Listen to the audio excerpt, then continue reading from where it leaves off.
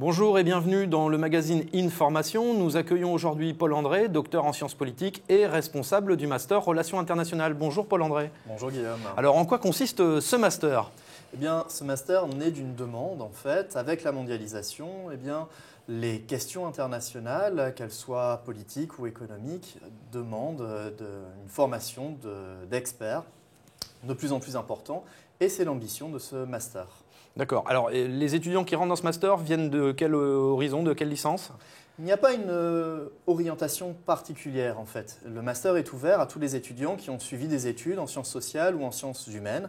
C'est-à-dire que nous accueillons des étudiants qui ont eu une licence d'histoire, géographie, mais aussi communication, médias, langues étrangères appliquées, économie ou droit. D'accord. Et dans le master lui-même, alors qu'est-ce qu'on va faire ? Qu'est-ce qu'on va rencontrer comme discipline, comme matière, comme type d'enseignement ? Eh bien, c'est un master qui se veut généraliste, c'est-à-dire qu'à la fois il va préparer aux exigences académiques et professionnelles. À ce titre, eh bien, les fondamentaux des relations internationales seront abordés.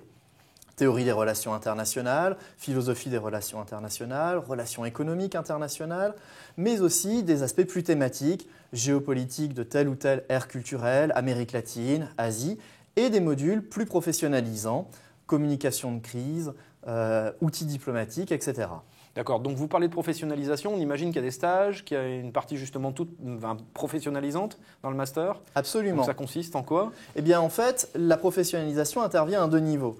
D'abord par les stages qui sont obligatoires pour chaque année et aucune année de master ne peut être validée sans l'obtention d'un stage, mais aussi au cours des enseignements parce que certains cours sont plus orientés sur la formation professionnelle, mais aussi pour les cours davantage académiques, eh bien, les évaluations peuvent donner lieu à des exercices de type professionnel.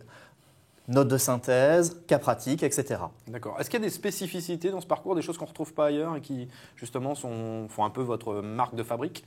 La spécificité, c'est de considérer que les relations internationales doivent intégrer les pays émergents, notamment asiatiques, et qu'à ce titre, eh bien, les pays émergents font partie pleinement des questions internationales. L'autre spécificité, c'est d'avoir une approche pluridisciplinaire, et donc intégrer les relations internationales dans leurs dimensions politiques, économiques, sociales et médiatiques. D'accord. Quels sont les débouchés possibles après le master ?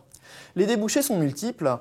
Poursuite en doctorat, bien évidemment, puisque ce master donne la possibilité de s'inscrire en troisième cycle, mais aussi passer des concours pour les ministères Affaires étrangères, ministère de l'économie, organisations internationales, Union européenne, grandes ONG, mais aussi les entreprises qui sont de plus en plus demandeuses d'experts en relations internationales au travers de la veille pays, du risque pays et de la prospective. Donc on imagine pas seulement des emplois en France, mais ça peut être aussi des emplois à l'étranger. Absolument, et c'est quelque chose que l'on encourage auprès de nos étudiants, puisque l'Université catholique de Lille dispose d'un réseau international très important, de nombreux partenariats. Il est très facile pour nos étudiants de faire un semestre ou deux à l'étranger et de trouver un stage, puis un emploi facilement à l'étranger. D'accord, donc ça c'est plutôt en première année, les départs à l'étranger, plutôt en deuxième année ? C'est libre. Nous encourageons plutôt les départs en deuxième année, mais il est tout à fait possible d'avoir une orientation internationale dès la première année. D'accord. Est-ce que le taux de réussite est important dans le master ? Comment ça se situe à ce niveau-là ? Il est important parce qu'il y a un encadrement qui est centré sur l'étudiant. Nous choisissons d'avoir des petites promotions pour pouvoir les encadrer au mieux. Ça se traduit par exemple par le fait que les mémoires sont encadrés individuellement par des professeurs spécialistes du sujet choisis par l'étudiant, mais aussi parce que l'insertion professionnelle est favorisée par les stages. D'accord. On imagine aussi qu'il y a des professionnels qui enseignent dans le master ? Absolument. C'est une part importante aussi du master ? Absolument. Les cours sont choisis en fonction de spécialistes de la discipline. Pour les cours plus professionnels, et effectivement, ce sont des professionnels qui interviendront. Et pour les cours davantage académiques, eh bien, ce seront des universitaires spécialistes de la question qui se chargeront de ces cours. D'accord. Merci Paul André, merci à toute l'équipe du Media Lab qui a préparé cette émission et on se retrouve prochainement pour un nouveau numéro du magazine Information.